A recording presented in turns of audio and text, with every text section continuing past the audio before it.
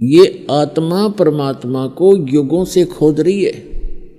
और हम पिछले इतिहास देखते हैं अपने ऋषि महर्षियों के, उन्होंने हजारों हजारों वर्ष तपस्याएं की, साधनाएं की, अनुष्ठान किए कि भगवान मिले कल्याण हो। लेकिन यदि उनका मार्ग ठीक होता तो वही मार्ग वो हमें बताया करते थे, तो हम सभी चले जाते और पृथ्वी खाली हो जाती। अब यहाँ शंका एक और उत्पन्न होती है कि भक्तजन श्रद्धालु कहते हैं कि यदि पृथ्वी खाली हो जाएगी तो यहाँ कौन रहेगा। तो ये बालक सोच होती है, एक बिल्कुल अबोध बच्चा ये बातें कर सकता है जिसको कुछ भी ज्ञान नहीं। अब ये कोई सुख का स्थान थोड़ा ही है, हर चीज का अभाव यहाँ पर, और सारा जीवन हम अपने इस पेट पोषण पर ही लगा देते हैं और बीच में ही मृत्यु हो जाती है। इतना गंदा स्थान यहाँ रहने की इच्छा हमारी क्यों बन रही है? क्योंकि हमें उस अन्य सुख में लोक का ज्ञान नहीं, और वहां जाने का कोई समाधान नहीं। अब जैसे चंद्रमा खाली पड़ा है, ऊपर के ग्रह ये सभी खाली पड़े हैं, तो एक पत्थर ये भी पड़ा रहेगा। हमने कौन सा ठेका ले रखा है यहीं पर गर्मी और सर्दी और भूख प्यास इन कैंसर से पीड़ित होकर मरने और जीने की? यह तो हमारी मजबूरी है। जब हम ऐसे स्थान पर चले जाएंगे जहां हमें शरीर इतना अच्छा मिलेगा, जिसमें कोई रोग नहीं, निरामे मिलेगा। निरामे, आमे माने रोग होता है, निरामे माने निरोग शरीर मिलेगा। और ऐसा ही वहाँ दुनिया होगी आपकी, ऐसे आपका परिवार होगा जो कभी मृत्यु को प्राप्त नहीं होगा। और वहाँ एक ऐसा शिष्टाचार होगा, यहाँ तक कहते बहु सास ने गड़न लाग रही है या सास बहु से के सर हो रही है, रोज कोई ना कोई पंगा जी ने बना रहता जीव के, हम ढीठ होकर जी रहे हैं, कोई विकल्प दिखाई नहीं दे रहा। तो हम ऐसे स्थान पर चले जाएंगे जहाँ कोई दुख नहीं, कोई वृद्ध अवस्था नहीं।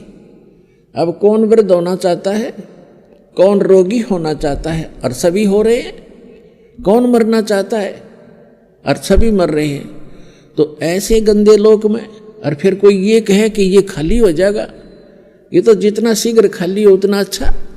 ये रहने का स्थान है, कहीं फ्लड आ रही है, मर गई दुनिया, कहीं पर भूकंप आ गया है, कहीं पर वैसे सूखाग्रस्त, कोई रोग से मर रहा है, कोई किसी तरह करा रहा है।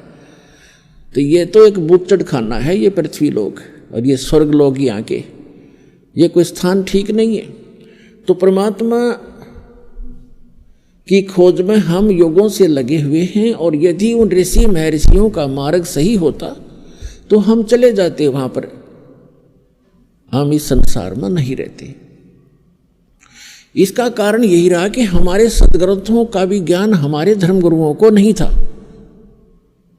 वर्तमान के अंदर तो बिल्कुल ही बिजली गिर गई है, और विशेषकर इस हिंदू धर्म में तो कमाल कर दिया। जितना भक्ति का इस अध्यात्म मार्ग में जो घोटाला देखा है इस हिंदू धर्म के अंदर, और अन्य धर्मों में नहीं देखने को मिलता। अन्य धर्मों के धर्मी जैसे कोई कुरान शरीफ का मानने वाला है, कम से कम कुरान शरीफ को आधार तो मान रहा है, और उसके अनुसार जैसा भी उनकी परंपरा वो एक ही तरह की भक्ति करे। इसी प्रकार ईसाई धर्म में देख ले, मुसलमान सिख धर्म में देख लो, और हिंदू धर्म में देख ले, जितने गुरु उतनी ही पूजा, जितने जो ज्ञान है उतने ही देवता। कोई कुछ पूज रहा है, कोई कुछ पूज रहा है, कोई कुछ बता रहा है, कोई कुछ बता रहा है, कोई आधार नहीं। जबकि हमारे सदग्रंथ हैं, उनको तो देखिए हम झांक के, तो हमारे धर्म गुरुओं को हमारे धर्म ग्रंथों का भी ज्ञान नहीं था।